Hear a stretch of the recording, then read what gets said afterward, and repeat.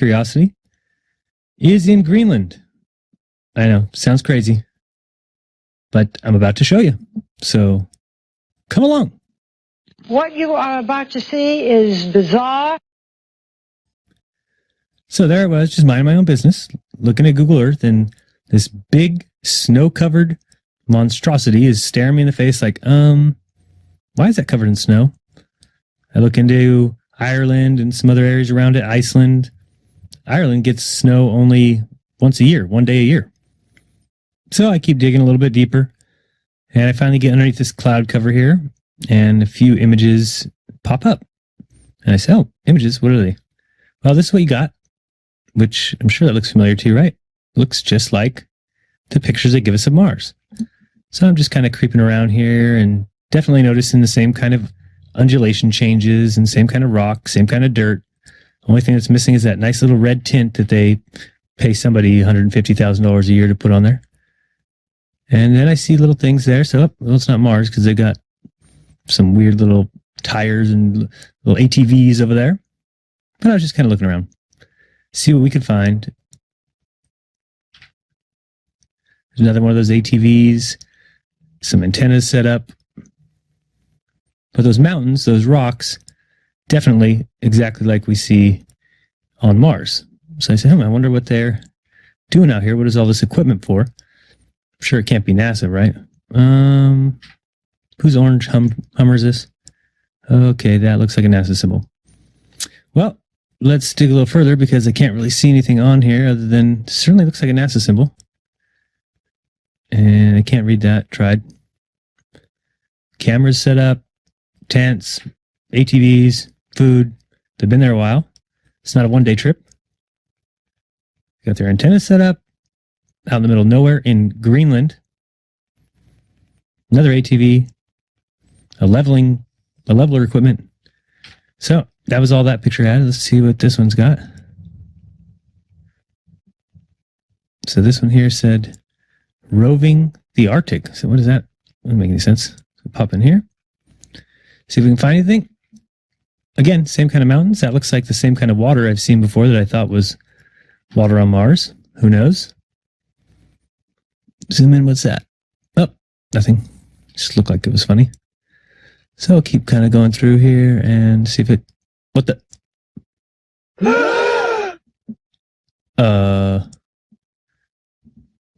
Yeah.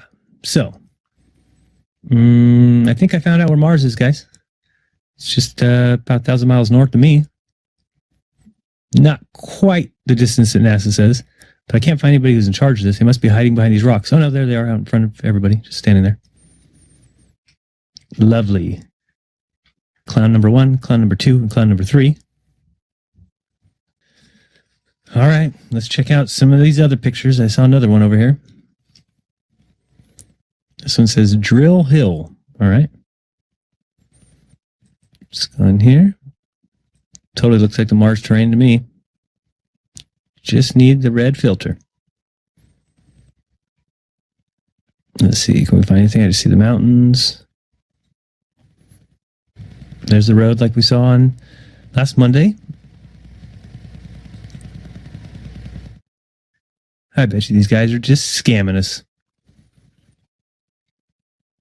Nothing this whole way. Definitely looks like Mars terrain, though. All right, let's head back this way.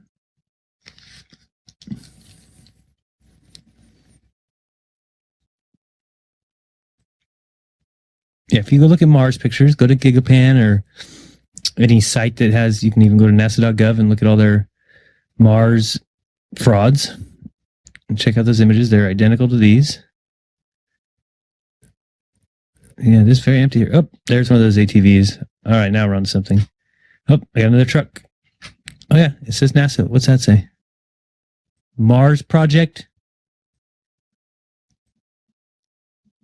Cheap, lying, no good, rotten, four-flushing, low-life, snake-licking, dirt-eating, inbred, overstuffed, ignorant, blood-sucking, dog-kissing, brainless, dickless, hopeless, heartless, fat-ass, bug-eyed, stiff-legged, spotty-lipped, worm-headed sack of monkey shit.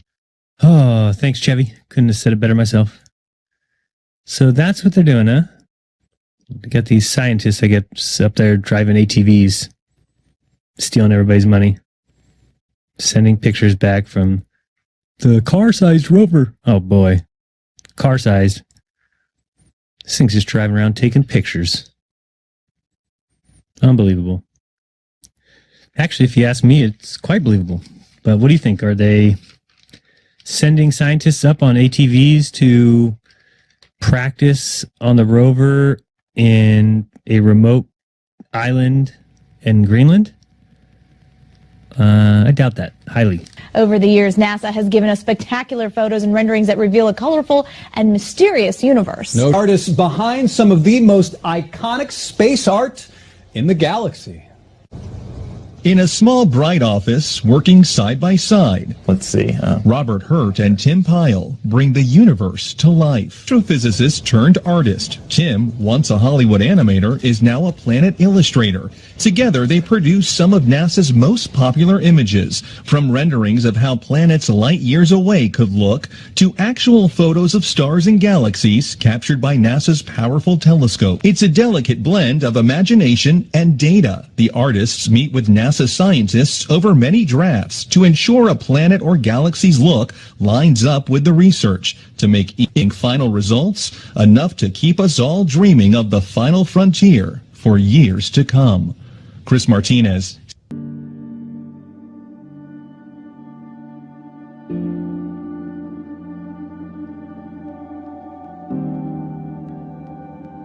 Now, I don't want to fool you here. Last month, for the first time since 1972, NASA released a blue marble, a single snapshot of the Earth taken from outer space. And so much has changed in the decades between that first picture and the second. Borders have shifted, generations have come and gone. Our global population has nearly doubled. But one thing hasn't changed. Our planet is as beautiful as ever. It still looks blue.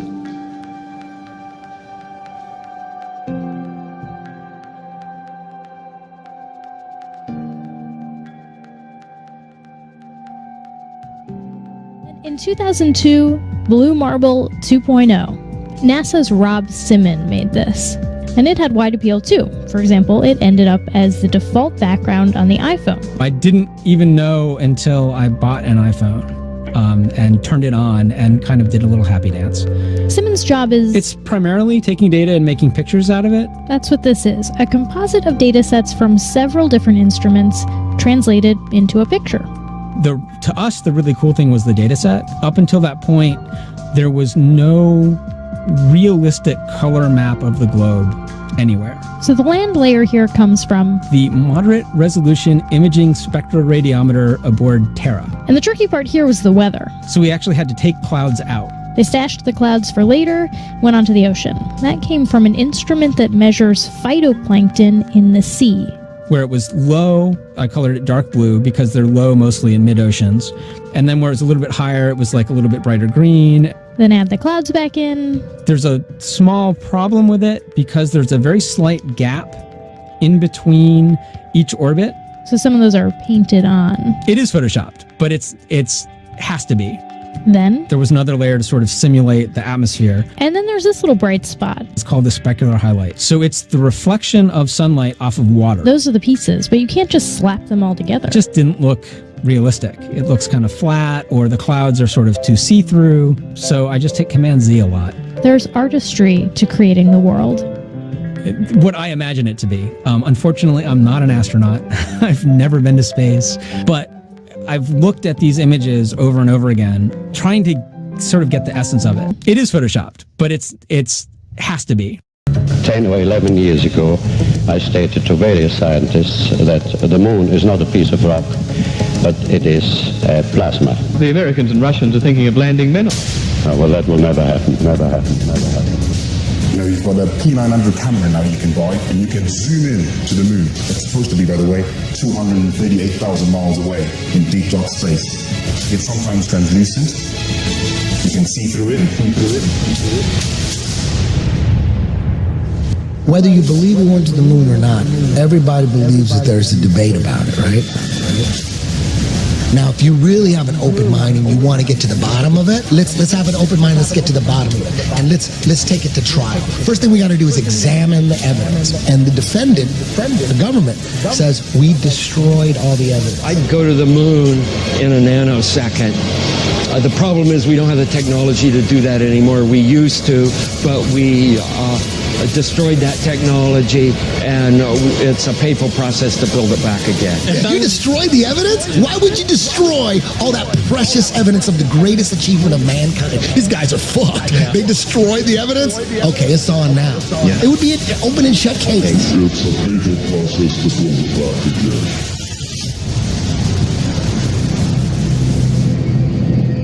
You want answers? I think I'm entitled. You want answers? I want the truth! You can't handle the truth! Fly me to the moon. Let me play among the stars. Let me see what spring is like on Jupiter and Mars. Let rain.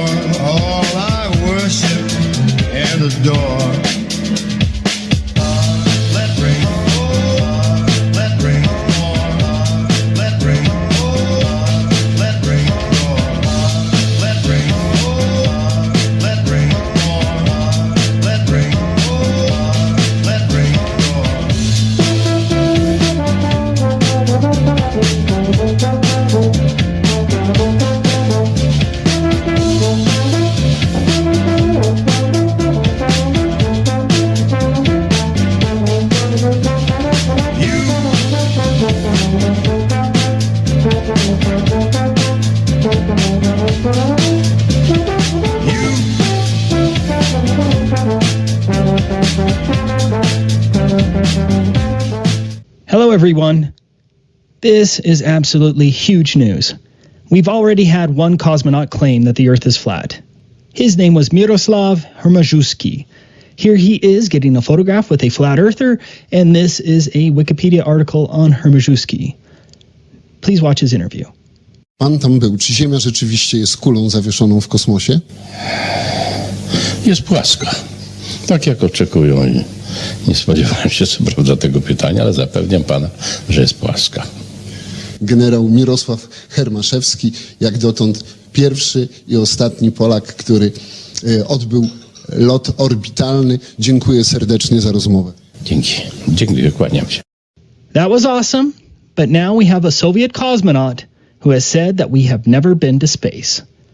This cosmonaut's name is Igor Petrovich Volk. Mr. Volk even received the Medal of the Hero of the Soviet Union.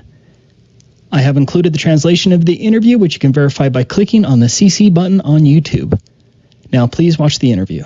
Все пак вие сте и герой на Съветския съюз и можем да ви вярваме. Герой Советского Союза, мы можем верить вам. Вы знаете, вот сказал, что вроде чести космонавтов, что они не говорят о том в космосе. А им говорить нечего. Я об этом кара космонавтите да говорят за това, което става в космоса. Те просто не знаят нищо такова. Ние не сме били в космоса. Ако някой твърди това, това не е вярно, не е истина. Това е поредната хипотеза, над която ще се наложи заедно с зрителите на въпросна гледна точка да размишляваме дълго. Хорошо. Добре. Это хорошо, когда това люди е добре, думают. когато хората мислят. Това ми харесва.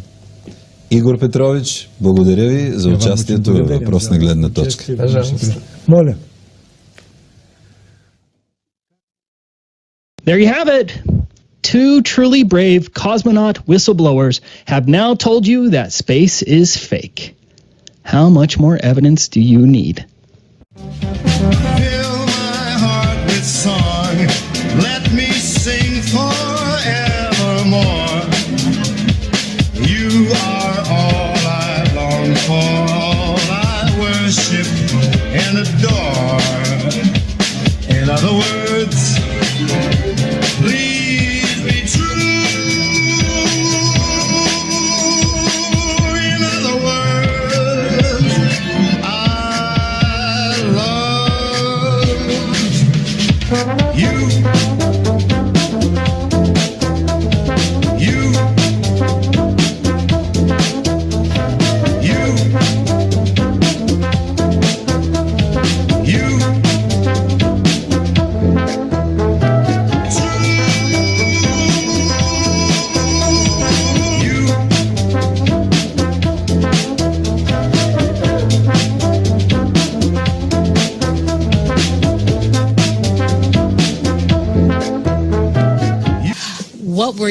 what was going through your mind? How amazed were you to see your Roadster up there with Starman just cruising along with the blue planet? And how long will we be getting live views, do you think, from the car? Well, I think it looks so ridiculous and impossible. And you can tell it's real because it looks so fake, honestly. We'd have way better CGI if it was fake. I'm Fraser Kane, the publisher of Universe Today. Let's look close to home, in orbit around the planet at the International Space Station. A piece of bare metal in space under constant sunlight can get as hot as 260 degrees Celsius. This is dangerous to astronauts who have to work outside the station. If they need to handle bare metal, they wrap it in special coatings or blankets to protect themselves. And yet in the shade, an object will cool down to minus 100 degrees Celsius. Astronauts can experience vast differences in temperature between the side facing the sun and the side in shadow. Their spacesuits compensate using heaters and cooling systems. And but we didn't really test any of those materials for, is it space hardened or whatever, So it just has the same seats that like a normal car has. It's just literally a normal car in space, which I kind of like the absurdity of that. A piece of bare metal in space under constant sunlight can get as hot as 260 degrees Celsius. It's just literally a normal car in space. This is how hot it is in Italy. The car has melted.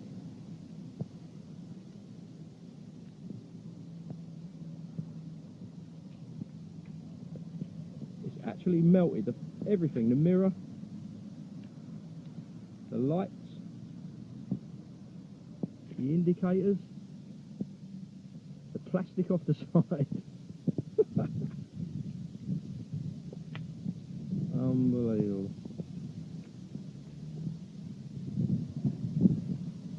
Back of the lights. Now that's off. Space, the final frontier. Space may be the final frontier, but it's made in a Hollywood basement. At some point in the future, we're going to look back and say, how did we do it without space?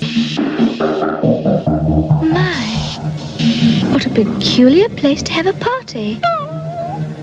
You know, Dino, we really shouldn't be doing this. After all, we haven't been invited, and curiosity often leads to trouble.